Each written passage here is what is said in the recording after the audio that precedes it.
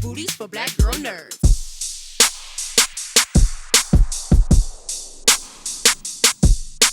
Pleasure to speak with you, Deborah. Thank you for speaking with me today. Hi, how are you? Good, good. So, Dawn is the only Black woman in her precinct, and she deals with a great deal of misogyny and racism with her colleagues. What do you think ultimately keeps her going in spite of dealing with all of this? Hmm. Hmm. What keeps us all going? I think. Facts. Okay. I think even for myself, because I deal with, I've dealt with misogyny and racism and colorism. And for me, I I don't know that there's any other choice, to be honest. And I think the same goes for Dawn. It's like there's really no other choice, but to keep on going. In her case, she has family. She has her mother that she's, being taken care of by, but also taken care of. She has her son. She has, all these things. But I think at the end of the day, it's just not something that she giving up is not something that she's considered, you know, Yeah, um, like many of us. exactly. Yeah, I feel that just Yeah. guttural. Um, what are some aspects of Dawn's personality that work in her favor as a detective? And then what are some aspects that work against her? That's a very good question. I think her guardedness, her unwillingness to be wrong, to back down, her unwillingness to show weakness. I think those are things that really work well in her professional life. But when it comes to her personal life, that lack of vulnerability really stands in her way, you know.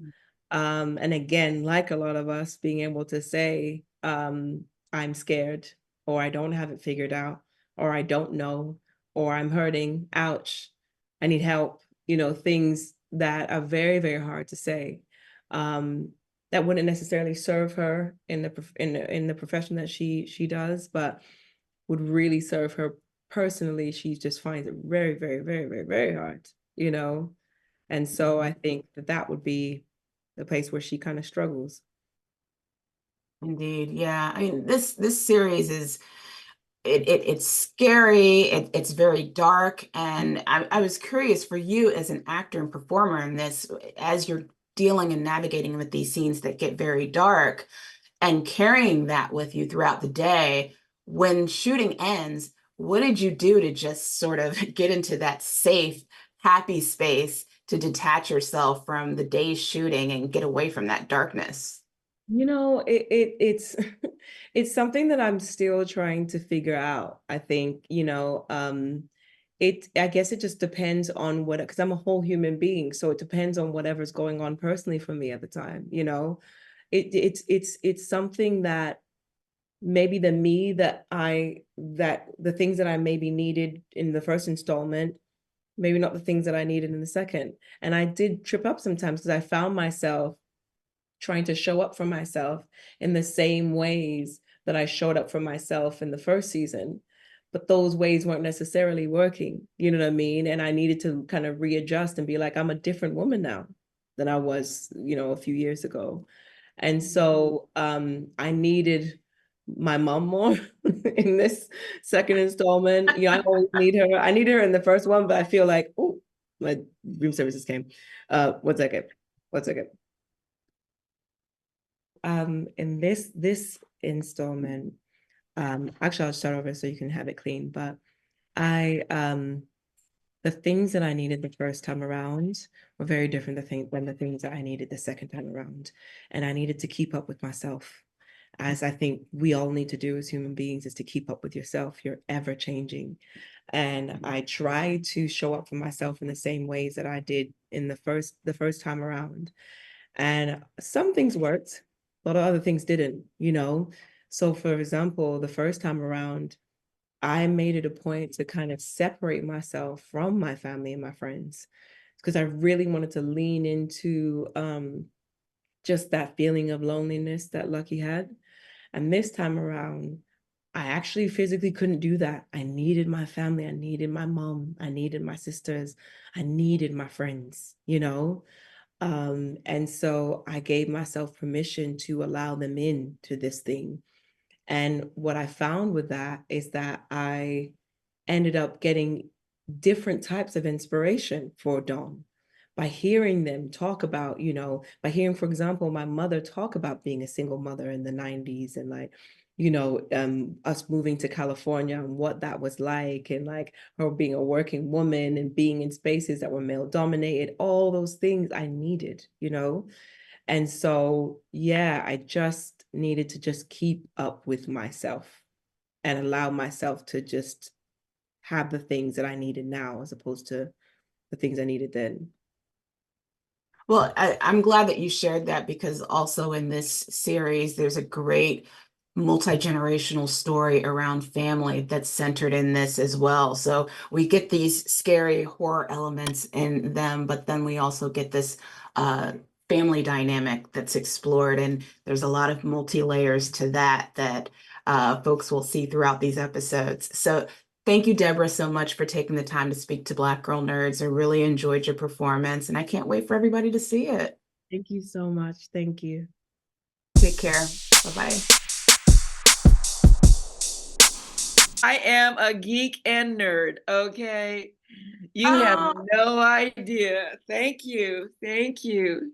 oh, thank you. I am sitting in front of a cinematic legend. So thank you, Ms. Grier, for even acknowledging the nerdiness and geekiness of what we do at Black Girl Nerds. That's why I'm here. Because my geeky, when Stephen King called at Pet Cemetery, and I was ready for little Marvin now. I was ready. Hey, when he's and people ask me, I've always been an admirer of horror.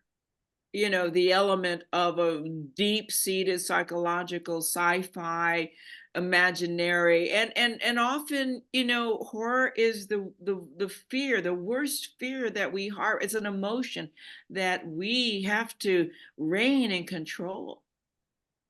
Well, that one of the questions I wanted to ask you, because we've seen you in the horror space for many, many years, how has the landscape of horror, specifically in Black cinema, changed from when you were working in horror to where you are now with this series with them?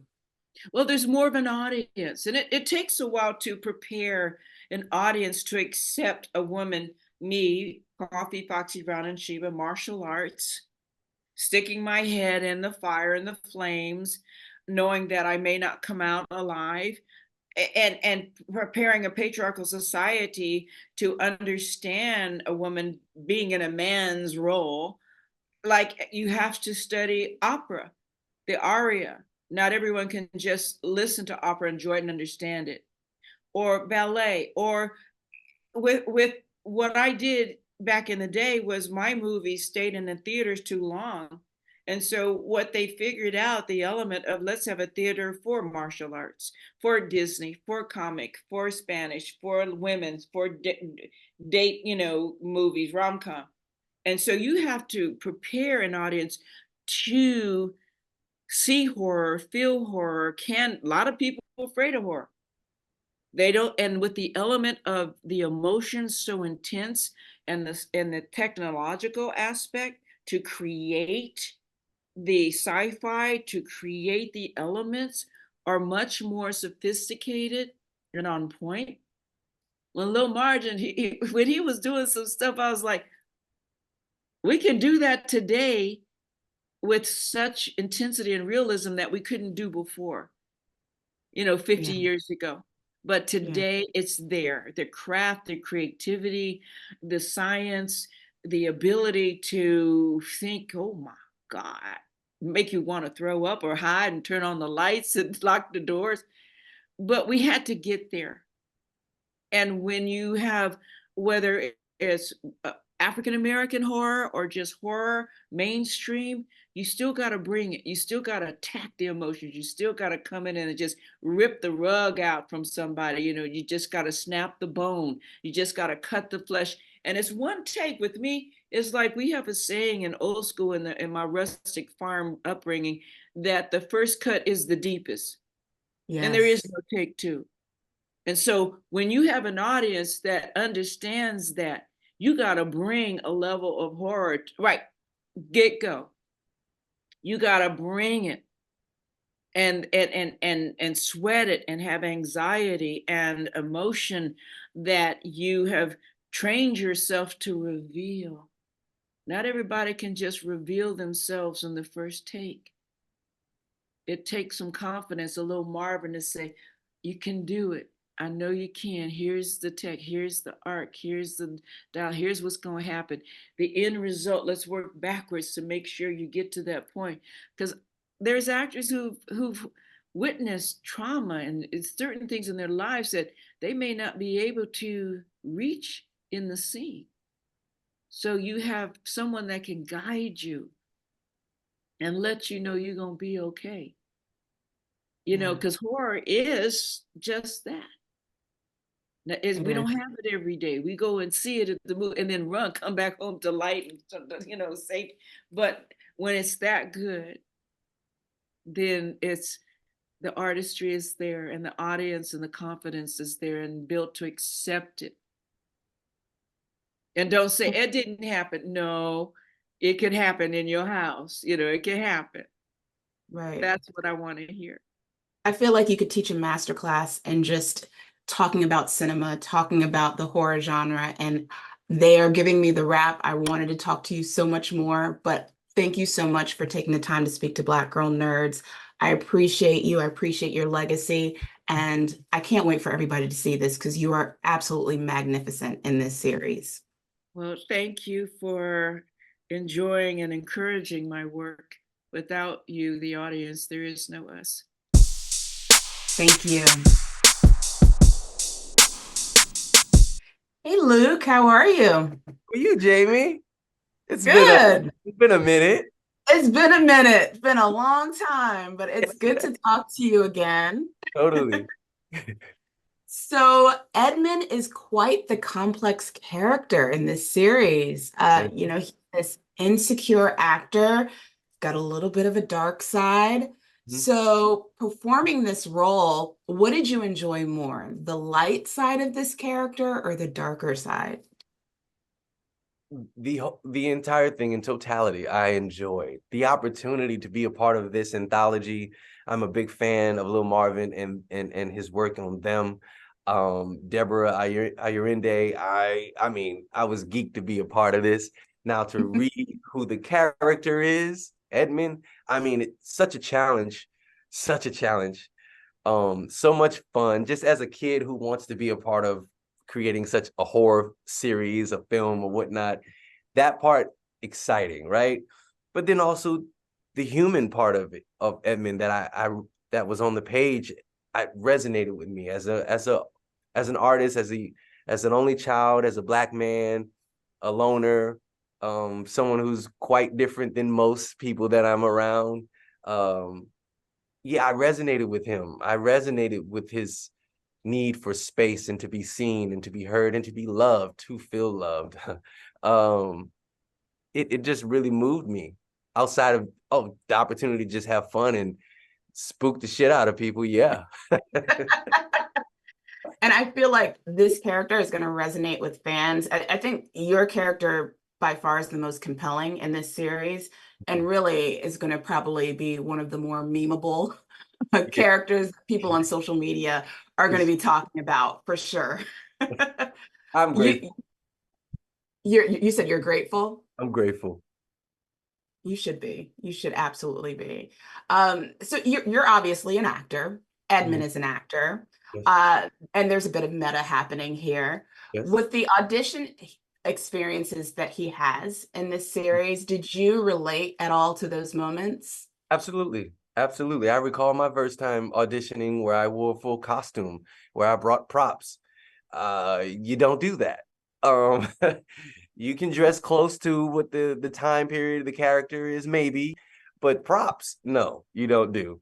So yeah, I completely resonated with the out of body, just a fish out of water, especially receiving a role that is so beyond yourself, that's so not like you. Edmund's very articulate, and for whatever reason, he keeps getting these roles that are he's supposed to be gangster, and for whatever reason, they think Black people at this time think Black people are all monolithic, and it is not true. You know, it just isn't true. But thinking of that time when they're just casting a net and just saying anybody Black come audition for this, I resonated with that. I've done some auditions where I'm like, why? This is not me. There's nothing about me that can, but also as an actor, learning about transformation. You know, that's part of being an actor, is to transform. And you know, Edmund is new to it, but obviously he's alone. He could use some guidance. But yeah, I definitely resonated with that scene, especially, for sure. And boy, does Edmund transform in this series. Yes. Well, Luke, thank you so much for giving me the wrap. I have so much more to ask you, but We will listen, talk. Let's talk again. Yes, let's do it. Let's talk again. Thank you so much for taking the time to talk to Black Girl Nerds. I really, truly enjoyed your performance in this. You did such an incredible job. I can't wait for people to talk about it on social media, because I feel like your name's going to be trending. Edmund's going to be trending. It's Folks are gonna going to be be great. talking about it. Oh my God. Thank you. Thank you. That means everything. Thank you. You take Yeah. care. You too. All right. Hi, Joshua. It's a pleasure to meet you. Pleasure to meet you too, Jamie. I'm a fan of Black Girl Nerds, you know. Well, thank you. I appreciate you being a fan, and I am a fan of yours since watching this series. Again, thank you so much for taking the time to speak with us. Tell us, you know, for the fans that have not yet watched the show, first of all, you play Kel, the son of Dawn, in the series Them. Tell us about your character and the journey that we're about to explore with you this season. Well, I want to say that Kel is just a sweet, innocent kid, passionate drummer who's just been dealt with a lot of things. He's dealing with the divorce of his parents. He's dealing with OCD without even knowing it. He's dealing with anxiety and stress. A lot of things as a normal teenager, but it's just a little bit harder on him. And so within that, he's harboring the secret from his mother and grandmother during a time where he needs as much love as possible. So yeah, that's Kel. That's Kel. But Kel, he's throughout the season, Kel is going for a wild ride, and y'all in for it with him. You are right. It is a wild ride throughout this series, and there's some pretty terrifying scenes that take place throughout these episodes. Were there any moments during filming that just terrified you? I think, what episode is that? Is that episode 6? Episode 6, they had a moment where I was face to face with the scare. And whoever the scare is did an amazing job. Whoever the scare is did an amazing job of scaring me, for sure. But yeah, I want to say episode 6 was one of them ones. So when you see it, you know exactly what I'm talking about. Yes, indeed. I mean, I was leaning in, but then I had to lean back because it just got a little too scary for me at moments. And I feel like horror fans, like die-hard horror fans, are really going to be dialed into this series. Yes. It's one of them ones.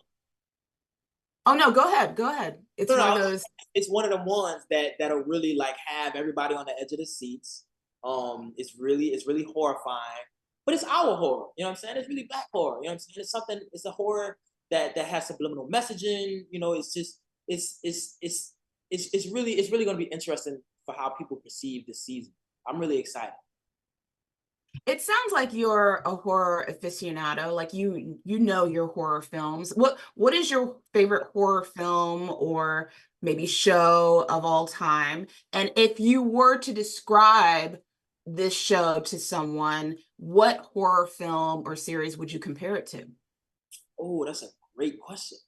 Well, one of my favorite horrors and a horror that I use to help better my character is this Wes Craven film called The People Under the Stairs, and it was starring Yes. a black kid. Yep, named Fool. I forgot the actor's name, but the character's name was Fool, and it was based in the '90s. And it had some similar traits. You know what I'm saying? And I think watching that film over and over, it just really gave me some nice insight as to what it was during that time, because it was made in that time. You know what I'm saying? So that's definitely one. And as far as like movie or series that I relate them to, I don't think I got one. This is very a unique series. Like, and I'm really excited for people to really hone in and get to watch and relax and really just see this brilliant, beautiful season that we have in store. It's in a class of its own, so that's going to intrigue even more horror fans to gravitate towards this series. Yes. Well, Joshua, thank you so much for taking the time to speak to Black Girl Nerds. I really enjoyed your performance, and I can't wait for everybody else to see it. Thank you, Jamie. I really appreciate it. Thank you. Hi, little Marvin. How are you? Jamie, good to see you. Good to see you as well. I had this visceral reaction while watching them. Was that the intention, to have a physical reaction while watching this series, as well as an emotional one? Yeah, I think that's safe to say. Yeah, I think the most effective horror works on those levels, and the movies that I have loved my entire life, they sock me in the gut. And so I would say yes, that you can feel something physical, that you can feel something emotionally and psychologically. That is exciting terrain always to me. Well, you achieved that very well. Apologies. I'm like, oh my gosh.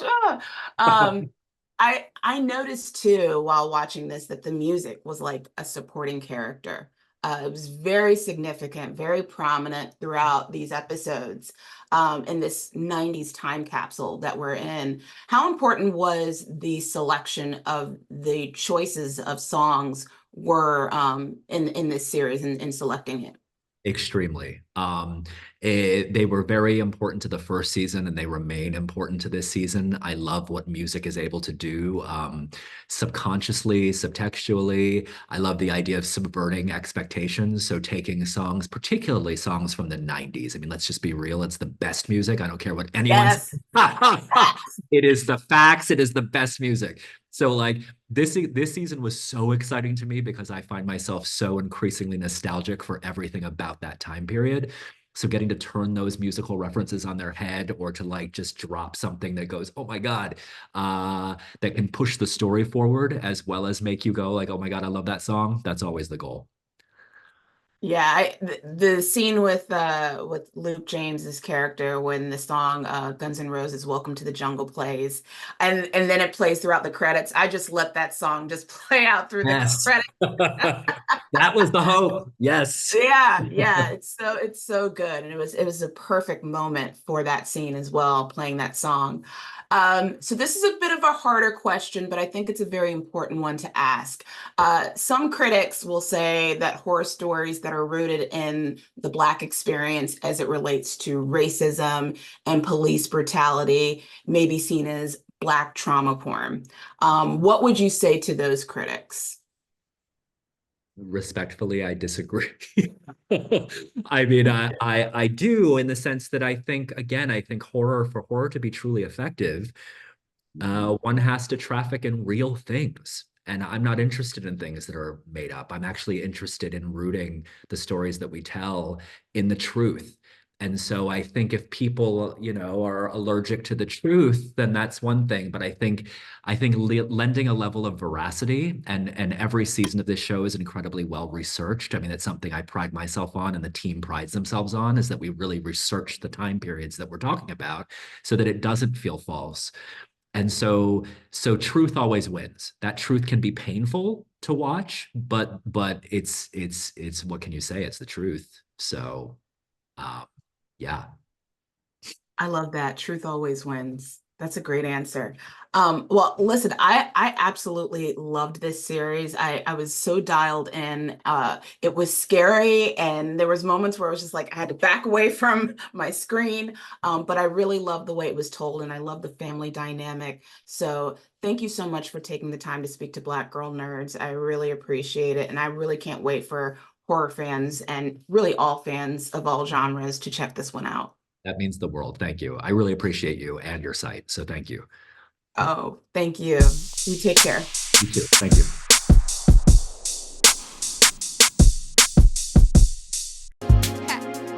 Better shake your booties for Black Girl Nerds. Better shake your booties for Black Girl Nerds.